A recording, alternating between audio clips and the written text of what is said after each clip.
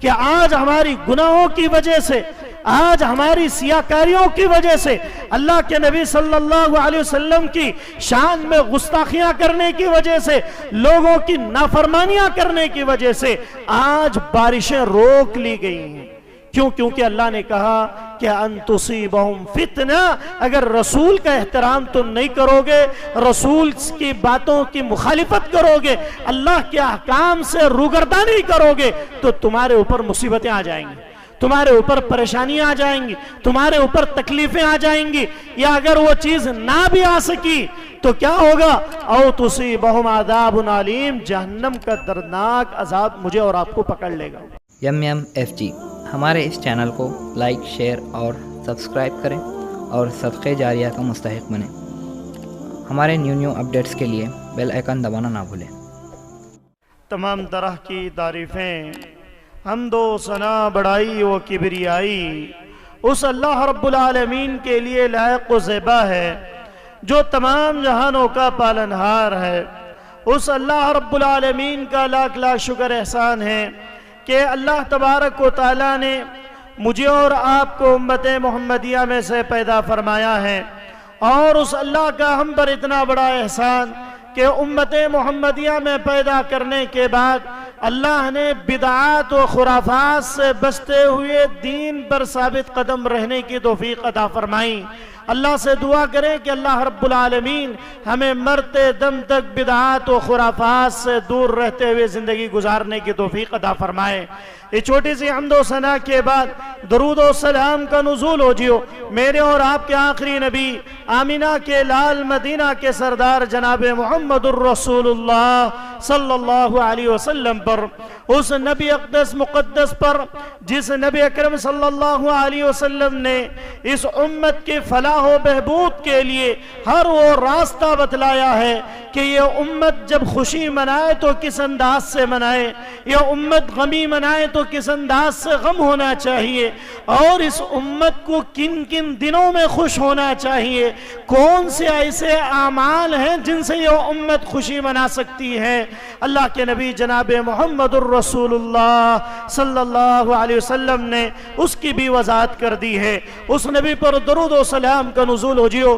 اللہم صلی علی محمد وعلی آل محمد کما صلیت علی ابراہیم وعلی آل ابراہیم انکا حمید مجید۔ اللہم بارک علی محمد وعلی آل محمد کما بارکت علی ابراہیم وعلی آل ابراہیم انکا حمید مجید۔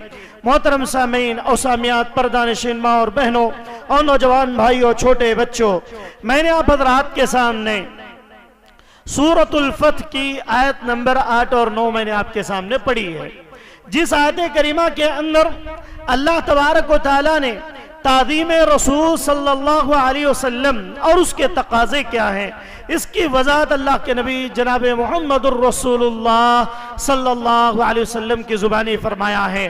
اللہ نے کہا إِنَّا أَرْسَلْنَاكَ شَاهِدًا وَمُبَشِّرًا وَنَذِيرًا، اے نبی صلی اللہ علیہ وسلم، ہم نے آپ کو شاہد بنا کر بھیجا ہے، آپ اس امت کے لیے گواہ کی حیثیت ہے، آپ کا مقام ایک شاہد کی طرح ہے، آپ گواہ دینے والے، آپ گواہی دینے والے ہوں گے۔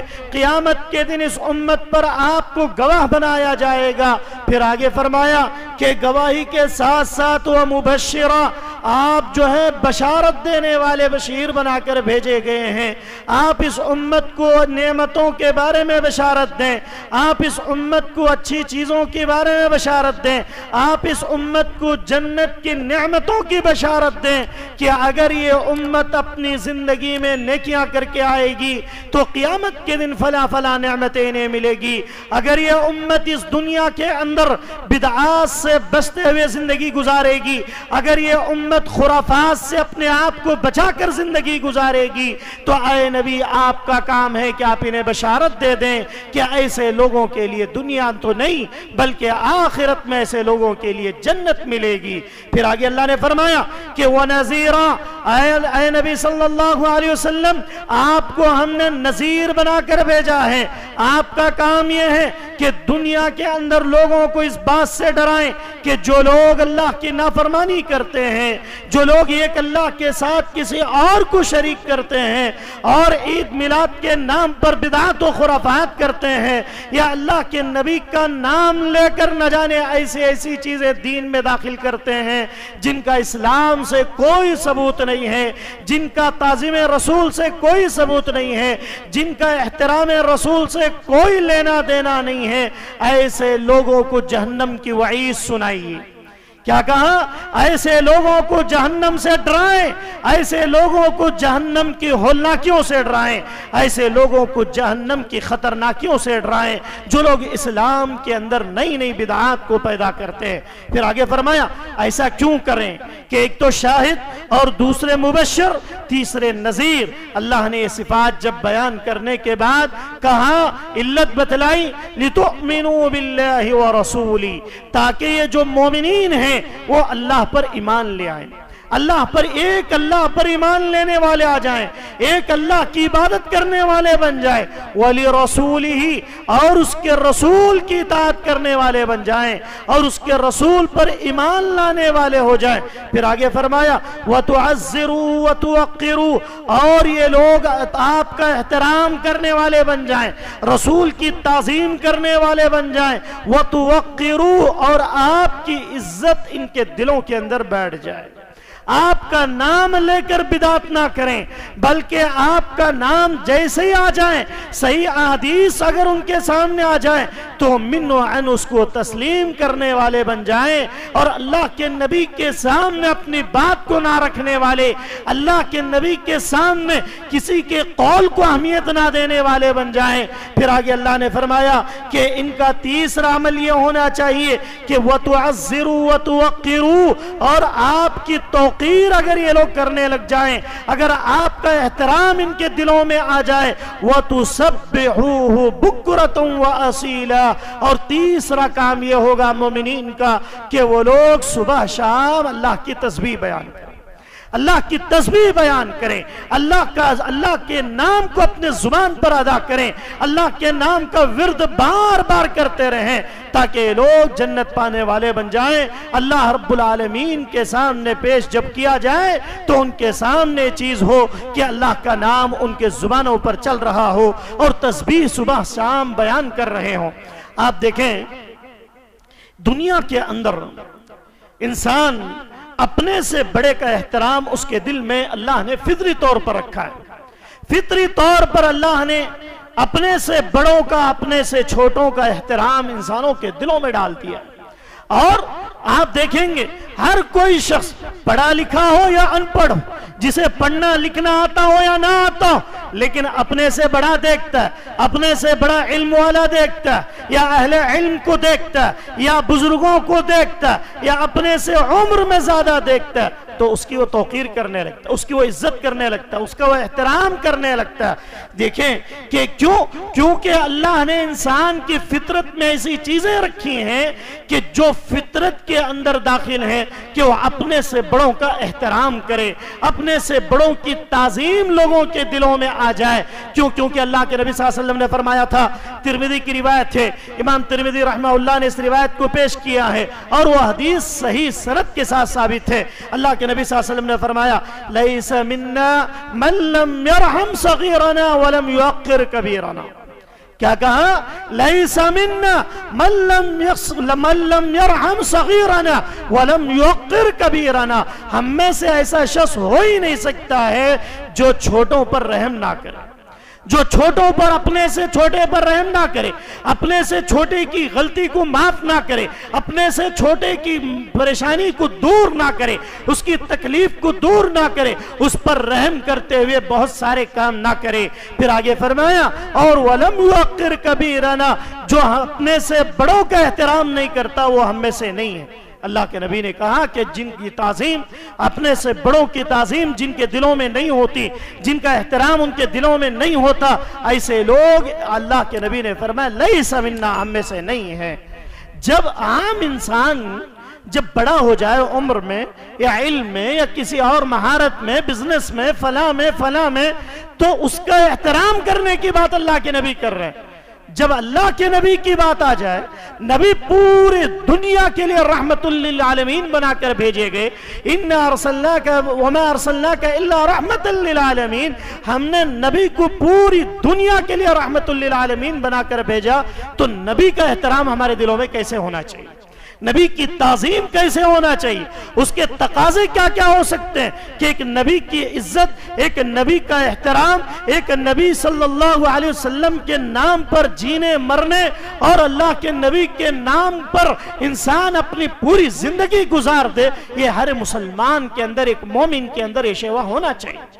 لیکن آج کیا ہے، آج اللہ کے نبی کا نام لے کر لوگ تو جھوم جاتے ہیں، لیکن اللہ کے نبی کا حکم جیسے ہی سنتے ہیں گھوم جاتے ہیں۔ کیوں کہ آج اللہ کے نبی کا نام لے کر اسلام کو بدنام کیا جا رہا ہے، نعوذ باللہ۔ صحیح تعظیم رسول ہم نے سمجھا ہی نہیں، صحیح احترام رسول کو ہم نے سمجھا ہی نہیں، اور جو لوگ اس طرح کی باتیں کرتے ہیں کہ تعظیم رسول کا حقیقی مفہوم کتاب اللہ و سنت رسول اللہ ہے، تو ایسے لوگوں کے بارے میں الزام لگا دیا جاتا ہے کہ یہ لوگ نبی کا احترام نہیں کرتے، یا یہ لوگ، ان لوگوں کے اندر اللہ کے نبی کے لیے عزت نہیں ہے، اللہ کے نبی کے لیے تعظیم نہیں ہے، اللہ کے نبی کے لیے احترام نہیں ہے، نعوذ باللہ۔ آپ بتائیں اس دنیا کے اندر منہج سلف کو فالو کرنے والے، کتاب و سنت کو ماننے والے، صحیح منہج پر چلنے والے، صراط مستقیم کو فالو کرنے والے، اللہ کی قسم ہے اس دنیا میں سب سے زیادہ اللہ کے نبی کے نام پر درود پڑھنے والے اہل الحدیث اور کتاب و سنت کے پڑھنے والے محدثین اگر نہیں ہیں تو علماء کہتے ہیں کہ ہم نہیں جانتے کہ پھر کون سا طبقہ ایسا ہے جو اللہ کے نبی پر درود پڑھتا ہے۔ آپ دیکھیں اہل الحدیث محدثین یا کتاب و سنت کے چلنے والے، جب بھی ان کے سامنے اللہ کے نبی کا نام آتا ہے تو فوراً صلی اللہ علیہ وسلم پڑھا جاتا ہے۔ یہ اصل احترام رسول صلی اللہ علیہ وسلم، یہ اصل احترام رسول صلی اللہ علیہ وسلم۔ لیکن لوگوں نے کیا سمجھا؟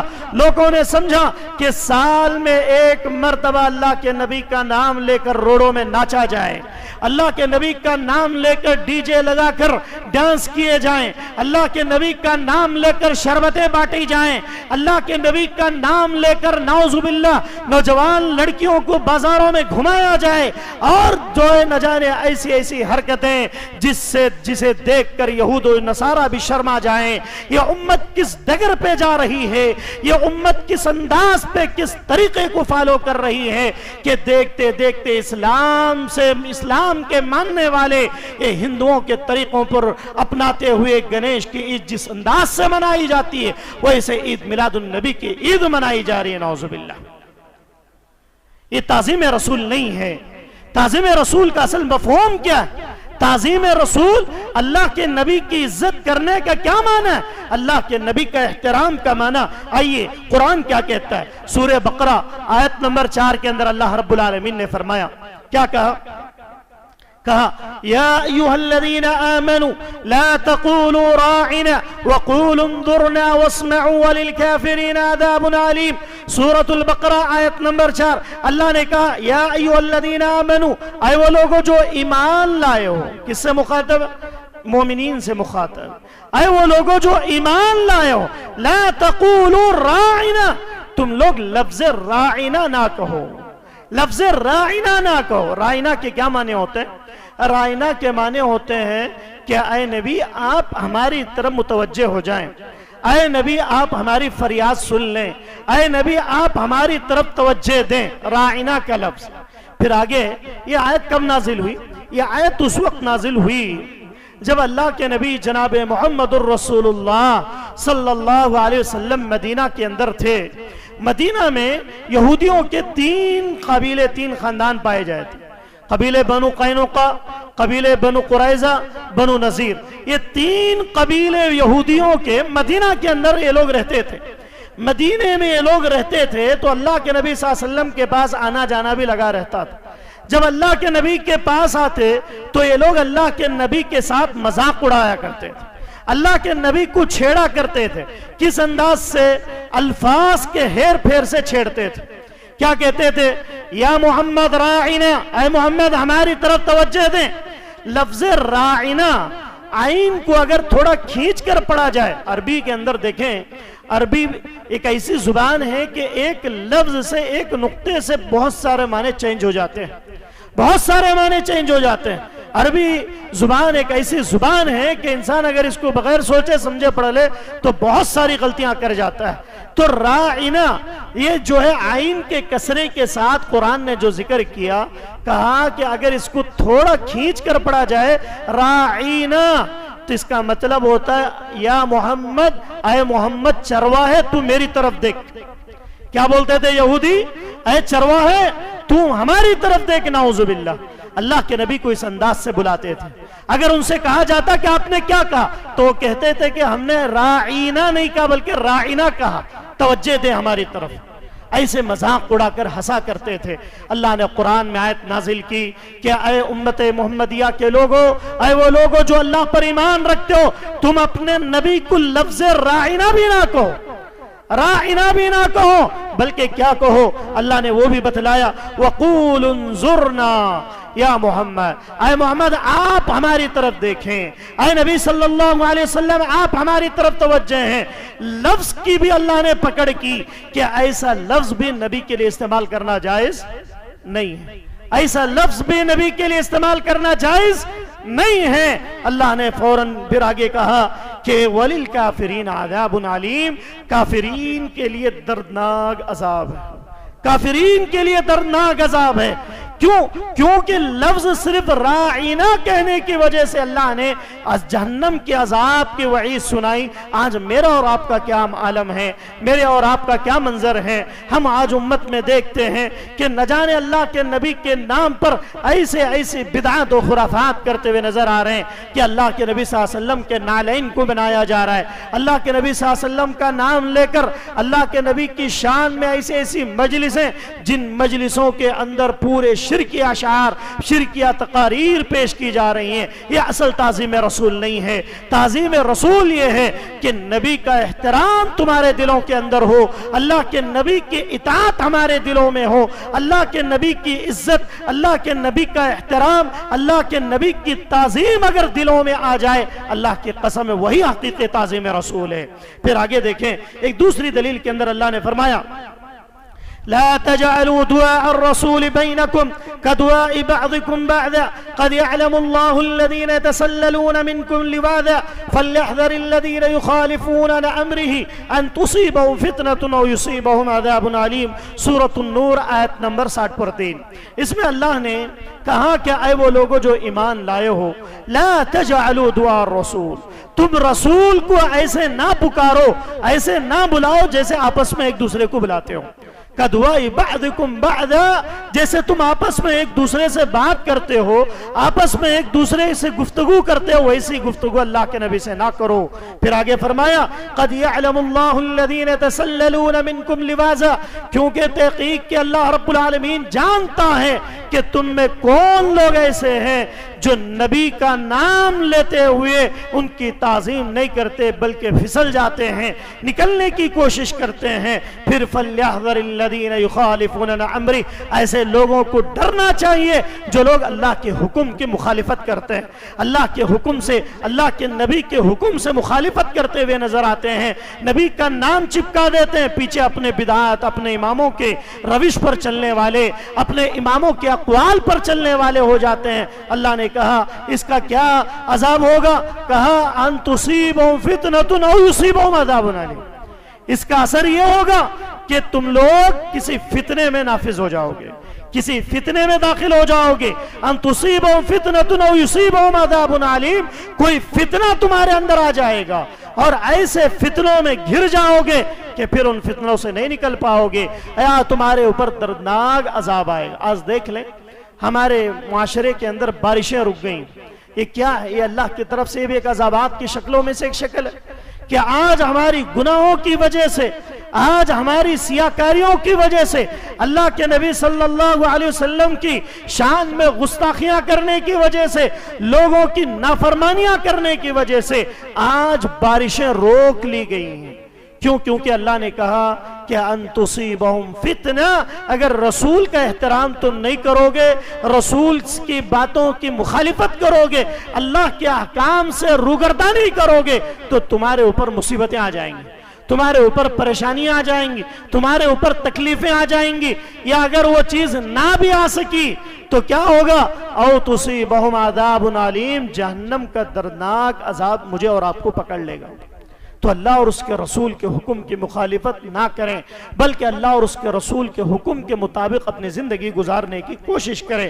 اور اسی طریقے سے ایک اور واقعہ جو مشہور ہے، راوی حضرت مسور بن مخرمہ اور مروان سے مروی ہے، کیا کہتے ہیں کہ صحابہ اللہ کے نبی کی تعظیم کیسے کرتے ہیں۔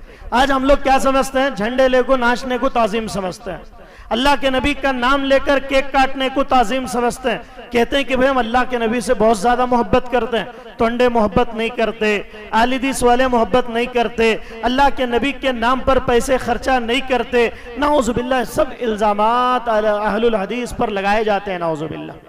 اللہ کی قسم ہے، افسوس ہوتا ہے، اور آپ تعجب بھی کریں گے، اب لوگ ماننے بھی لگ گئے ہیں کہ بھئی عید میلاد منانا جائز نہیں، کہتے ہیں کہ ہم بغیر دلیل کے عید میلاد منائیں گے۔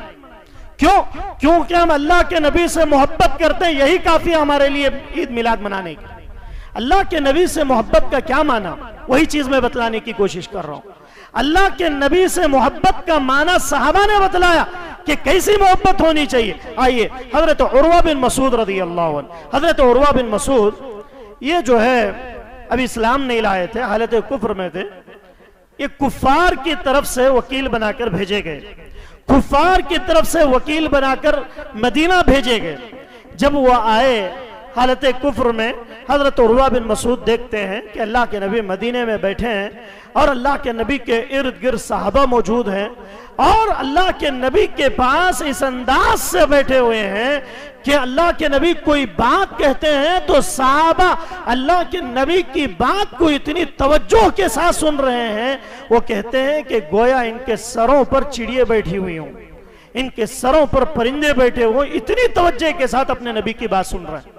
پھر حضرت عروہ کہتے ہیں کہ نبی کو وضو کروایا گیا، محمد کو وضو کروایا گیا، اللہ کے نبی کے وضو کا پانی زمین میں گرنے نہیں دے رہے ہیں۔ کیا کہہ رہے ہیں؟ کافر تھے اس وقت، کہتے ہیں کہ میں نے دیکھا کہ محمد کے ساتھی صحابہ کا حال یہ ہے کہ نبی کے وضو کا پانی زمین میں گرنے نہیں دے رہے، بلکہ اس پانی کو لے کر بدن میں مل رہے ہیں۔ پھر آگے کہتے ہیں میں نے یہاں تک دیکھا، مجھے اتنا تعجب ہوا کہ نبی اگر اپنے منہ سے بلغم نکالتے ہیں، تھوک نکالتے ہیں، تو اس بلغم کو بھی لے کر اپنے بدن پر مل رہے ہیں، تھوک کو بھی لے کر اپنے چہرے پر مل رہے ہیں۔ اور آپ کو معلوم ہونا چاہیے نبی کے تھوک میں اللہ نے شفا رکھی تھی، نبی کے تھوک میں اللہ نے شفا رکھی تھی۔ کیوں؟ ایک مرتبہ کا مشہور واقعہ، جب خیبر فتح کرنے کی باری آئی تو صحابہ اکرام رضوان اللہ علیہم اجمعین سے کہا کہ میں صبح اٹھ کر ایک شخص کو جھنڈا دوں گا اور وہ جنگ جا کر جیت جائے گا۔ پورے صحابہ رات ساری سوئے نہیں، پریشان تھے کہ بھئی کون ہو سکتا ہے ایسا شخص جس کے ہاتھ میں اللہ کے نبی جنگ کا جھنڈا دے دے اور وہ جنگ جیتنا فکس ہے۔ اللہ اکبر، خیبر، یہودیوں کے خیبر کے قلعے کو فتح کرنا ہے، اور وہ کون ایسا خوش نصیب سپہ سالار ہوگا جس کو اللہ کے نبی صبح جھنڈا دیں گے، اگر وہ جھنڈا لے کر فوج لے کر جائے گا تو جنگ ہماری مسلمانوں کی جیت پکی ہے۔ پوری رات ہو گئی، صبح صحابہ پریشان تھے، پوری رات ہر ایک یہ سوچ رہے تھے کہ وہ جھنڈا ہمیں ملے گا، ہمارے ہاتھ میں خیبر فتح ہوگا۔ اللہ کے نبی نے صبح نماز کے بعد دیکھا کہ حضرت علی بن ابی طالب غائب ہے، حضرت علی بن ابی طالب رضی اللہ عنہ موجود نہیں ہے۔ اللہ کے نبی نے پوچھا کہ حضرت علی کہاں ہیں، علی کہاں ہیں؟ لوگوں نے بتلایا کہ اے نبی صلی اللہ علیہ وسلم، علی کے آنکھ آئی ہوئی ہے، اللہ کے نبی آپ کے علی، آپ کے داماد حضرت علی کی آنکھ آئی ہوئی ہے، اس لیے وہ آپ کے پاس نہیں آئے، وہ جنگ کے لیے نہیں جا رہے ہیں۔ اللہ کے نبی نے فرمایا جاؤ، جا کر علی کو بلا کر لاؤ۔ حضرت علی کہتے ہیں کہ میری آنکھ آ چکی تھی، مجھے نظر تک نہیں آ رہا تھا، میں تکلیف میں تھا، پریشانی میں تھا۔ اللہ کے نبی نے جب بلایا تو میں گیا، جا کر دیکھتا ہوں کہ اللہ کے نبی صلی اللہ علیہ وسلم نے اپنے لعاب کو، اپنے تھوک کو نکالا اور حضرت علی کی آنکھ میں لگا دیا۔ پھر اس کے بعد کہتے ہیں کہ فوراً علی ایسے ہو گئے گویا کہ انہیں آنکھ ہی نہ آئی ہو، آنکھ کی بیماری نہ ہوئی ہو۔ پھر اس کے بعد کہا کہ اے علی یہ جھنڈا لو اور خیبر میں جنگ کے لیے اپنے ساتھیوں کو لے کر نکل جاؤ، فتح تمہارا مقدر ہے۔ حضرت علی کہتے ہیں کہ مجھے ایسے محسوس ہوا اللہ کے نبی کا تھوک لگتے ہی میں شفایاب ہو گیا، اللہ نے معجزہ اللہ نے دکھلایا، اللہ نے برکت عطا فرمائی۔ کہتے ہیں کہ میں خیبر گیا تو خیبر کے دروازے کو میں نے توڑا اور میں فتح خیبر بن کر لوٹا، اور جنگ کے سامان بھی آئے، لونڈیاں بھی آئی، مال غنیمت آیا، اور اللہ کے نبی صلی اللہ علیہ وسلم کی یہ بشارتیں بھی پوری ہوئیں۔ اللہ اکبر۔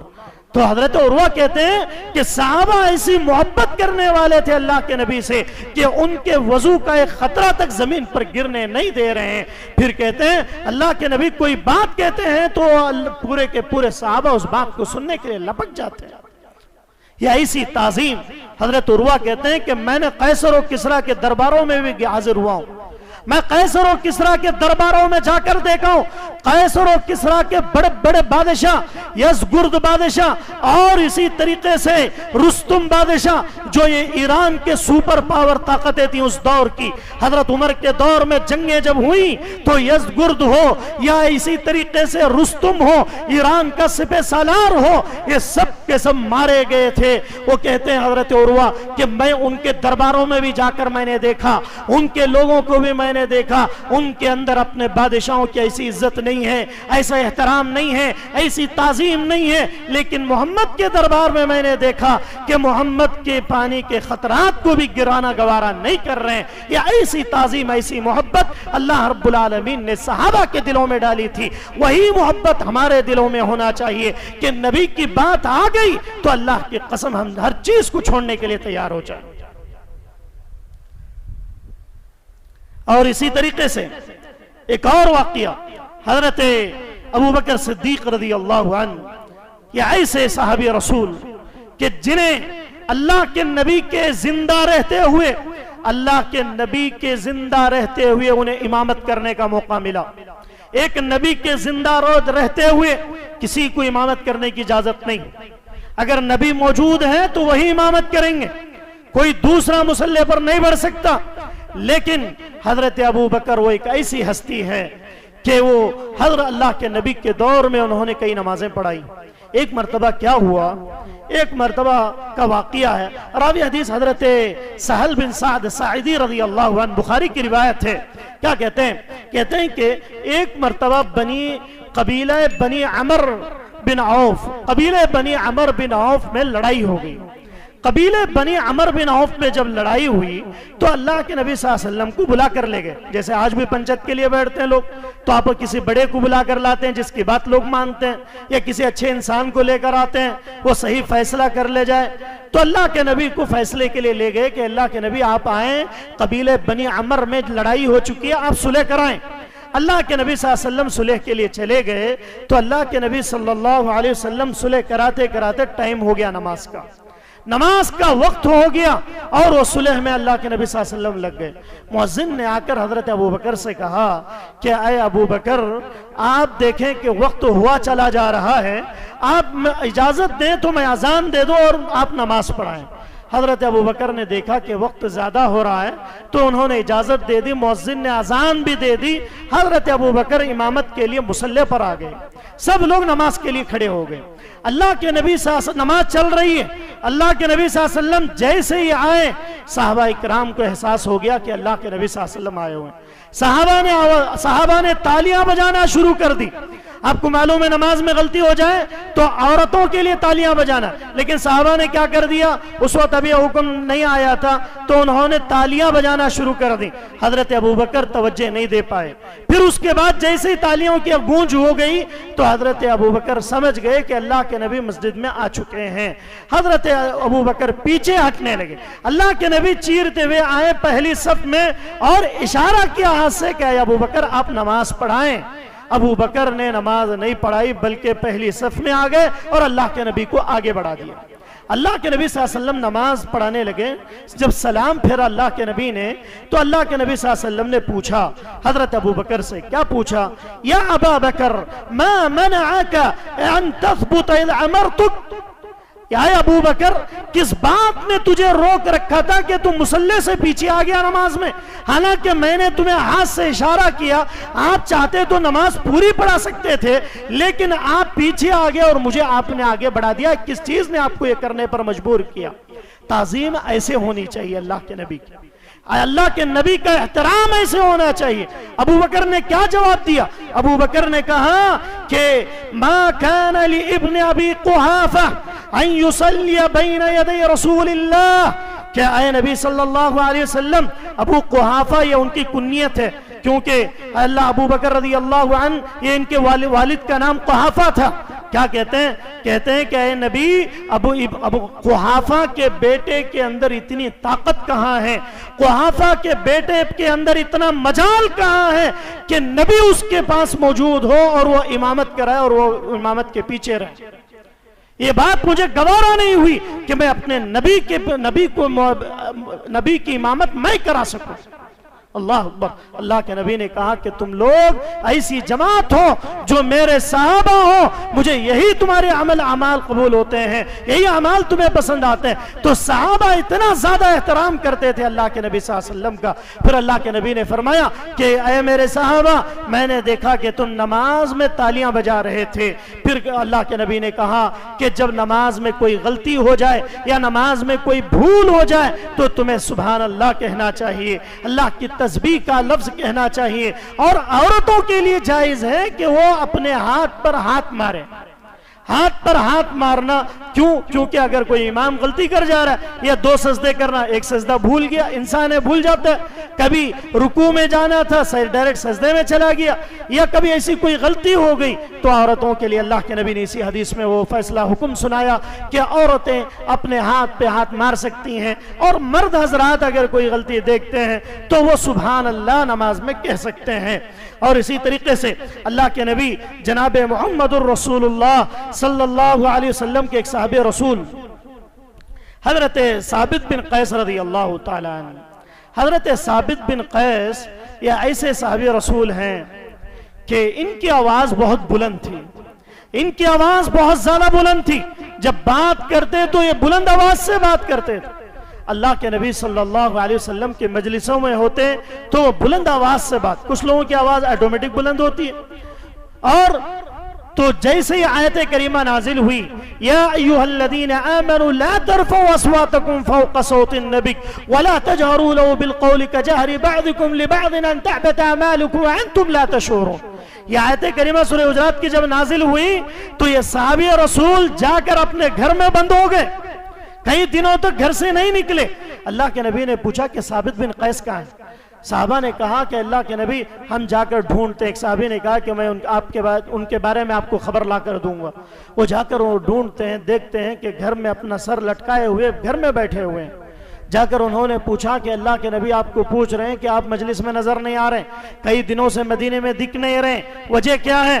حضرت ثابت بن قیس نے کہا کہ میری آواز بلند ہے، میں بلند آواز سے بات کرتا ہوں، اور اللہ نے کہا یا ایھا الذین آمنوا لا ترفعوا اصواتکم فوق صوت النبی، جب تم لوگ اللہ کے نبی کی بات پر، اللہ کے نبی کے حکم پر آواز بلند کرو گے تو ان تحبط اعمالکم، تمہارے اعمال برباد ہو جائیں گے، ان تحبط اعمالکم وانتم لا تشعرون، اور تمہیں احساس بھی نہیں ہوگا کہ تم جہنم میں جانے والے بن جاؤ گے۔ تو نبی کی بات آ جائے تو اپنی بات کو دبا دینا چاہیے، نبی کا حکم آ جائے تو فلاں بزرگ، فلاں بابا، فلاں پیرا ولیاں، یہ سب جتنے سب کی بات ایک طرف، نبی کی بات ایک طرف، نبی کی بات کو لینا چاہیے۔ وہ صحابی کہتے ہیں کہ نبی کے سامنے آواز کرنے سے منع کیا گیا، نبی کی بات پر بلند آواز سے بولنے سے منع کیا گیا، تو میں بلند آواز سے بولتا ہوں تو میری اس کا مطلب میرے اعمال ضائع ہو گئے، میری نیکیاں برباد ہو گئی اور میں جہنمی بن گیا، مجھے یہ فکر کھائے جا رہی ہے، میں اس لیے اپنے گھر میں خاموشی کے ساتھ رہ رہا ہوں تاکہ میری آواز کسی کو سنائی نہ دے۔ وہ جا کر اللہ کے نبی سے انہوں نے کہا کہ اللہ کے نبی یہ جو قرآن کی آیت نازل ہوئی اس کے بعد سے انہوں نے اپنے آپ کو گھر میں بند کر لیا، وہ باہر نہیں نکل رہے۔ اللہ کے نبی نے کہا کہ جاؤ جا کر حضرت ثابت بن قیس سے کہو کہ ان کے لیے آیت نہیں ہے، یہ ایسے لوگوں کے ہیں جو نافرمان لوگ ہیں، جو جان بوجھ کر اس طرح کی حرکتیں کرتے ہیں، یہ ثابت بن قیس کو جنت کی خوشخبری سنا دو، وہ جہنمیوں میں سے نہیں ہے بلکہ جنتیوں میں سے۔ پھر وہ صحابی گئے، جا کر ان کے گھر کا دروازہ کھٹکھٹایا، اس کے بعد حضرت ثابت سے کہا کہ اے ثابت، جس کا خدشہ آپ کو تھا کہ آپ کے اعمال برباد ہو جائیں گے اور آپ جہنم میں چلے جائیں گے، اللہ کے نبی نے آپ کو جنت کی بشارت دے دی ہے، آپ آئیں اور اللہ کے نبی کے مجلس میں چلیں۔ پھر اس کے بعد وہ کہتے ہیں کہ میں اللہ کے نبی سے اس انداز سے بات کرتا تھا کہ پوچھنا پڑتا تھا کہ وہ کیا کہا گیا، اتنا احترام میرے دل میں آ گیا۔ تو اصل اللہ کے نبی کی تعظیم، اللہ کے نبی کا احترام یہ ہے کہ اللہ کے نبی کے بتلائے ہوئے طریقے پر چلا جائے، اللہ کے نبی کے بتلائے ہوئے چیزوں پر عمل کیا جائے، اللہ کے نبی صلی اللہ علیہ وسلم کے احترام اپنے دلوں میں بٹھائیں۔ اللہ رب العالمین سے دعا گو ہوں کہ کہنے والے کو کہنے سے زیادہ، سننے والوں سننے زیادہ عمل کی توفیق عطا فرما۔ اللہ سیاکاریوں سے بچنے کی توفیق عطا فرما، اللہ گناہوں سے دور رہنے کی توفیق عطا فرما، اللہ سیاکاریوں سے دور رہنے کی توفیق عطا فرما، اللہ بدعات و خرافات سے بچنے کی توفیق عطا فرما، اللہ نبی کا احترام اپنے دلوں میں بٹھانے اور صحیح احترام کرنے کی توفیق عطا فرما۔ اللہ دنیا کے اندر جہاں کہیں بھی امت محمدیہ کے لوگ پریشان حال ہے، اللہ ان کی پریشانیوں کو دور فرما، اللہ ان کی مصیبتوں کو دور فرما، اللہ جو لوگ قرض دار ہیں اللہ ان کے لیے کوئی ایسا راستہ نکال دے کہ وہ قرض سے دور ہو کر حلال کمائی کھانے والے بن جائیں، حلال رزق اپنے کھلانے والے اپنے بچوں کو بن جائیں۔ اللہ جو لوگ بھی جہاں کہیں بھی مصیبتوں میں گھرے ہوئے بیماریوں میں مبتلا ہیں، اللہ ہر گھر میں کوئی نہ کوئی بیمار رہتا ہے، اللہ سب کے لیے شفاء کاملہ عاجلہ عطا فرما، اللہ صحت و تندرستی عطا فرما۔ اللہ جن کے والدین اس دنیا سے جا چکے ہیں اللہ تو انہیں جنت الفردوس میں اعلیٰ مقام نصیب فرما۔ اللہ جن کے والدین اس دنیا میں موجود ہیں اللہ تو انہیں ان کی خدمت کرنے کی توفیق عطا فرما، اللہ انہیں صحت تندرستی عطا فرما، والدین کو اللہ خوش نصیبی عطا فرما، اللہ جب تک دنیا میں رکھ اللہ عزت کے ساتھ زندگی نصیب فرما، اللہ جب اس دنیا سے جانا ہو تو کلمہ شہادت نصیب فرما، اللہ تمام برائیوں سے، تمام مصیبتوں سے، اللہ تمام شیطانی شروں سے، اللہ نظر بد کے شر سے، حاسدین کے حسد سے، شیاطین کے شرور سے اللہ اس امت کی حفاظت فرما، اللہ جو جائز خواہشات ہیں اللہ ان خواہشات کو پورا فرما، اللہ جائز تمنائیں اللہ ان تمناؤں کو پورا فرما۔ آمین۔ السلام علیکم ورحمۃ اللہ وبرکاتہ۔